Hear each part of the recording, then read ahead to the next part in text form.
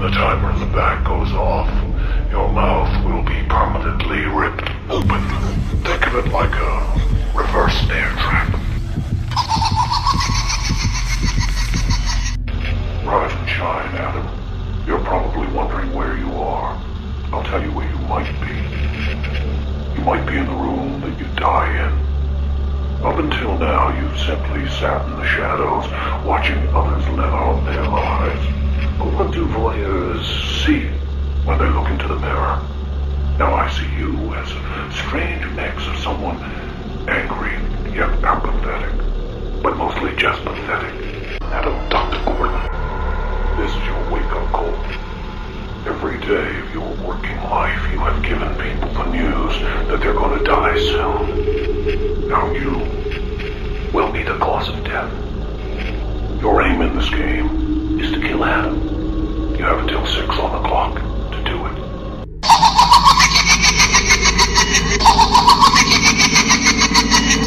Hello?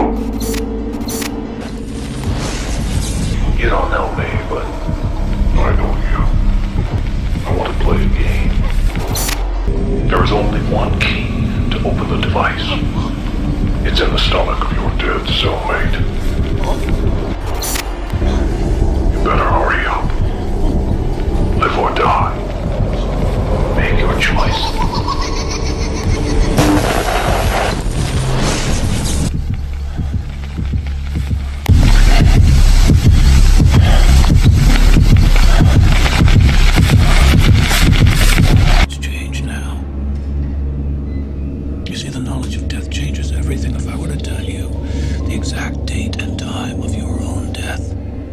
Would shatter your world completely.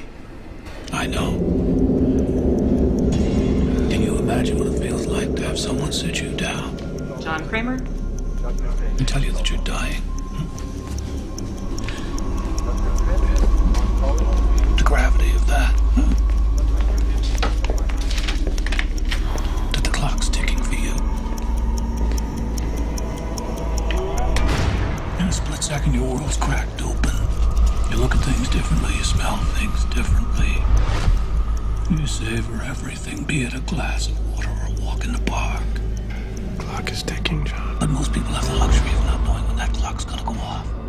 And the irony of it is that keeps them from really living their life. It keeps them drinking that glass of water, but never really tasting it.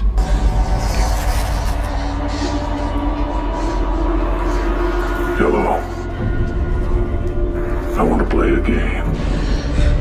The devices on your heads are symbolic of the shackles that you place upon others. You recklessly loan people money, knowing their financial limitations, counting on repossessing more than they could ever pay back.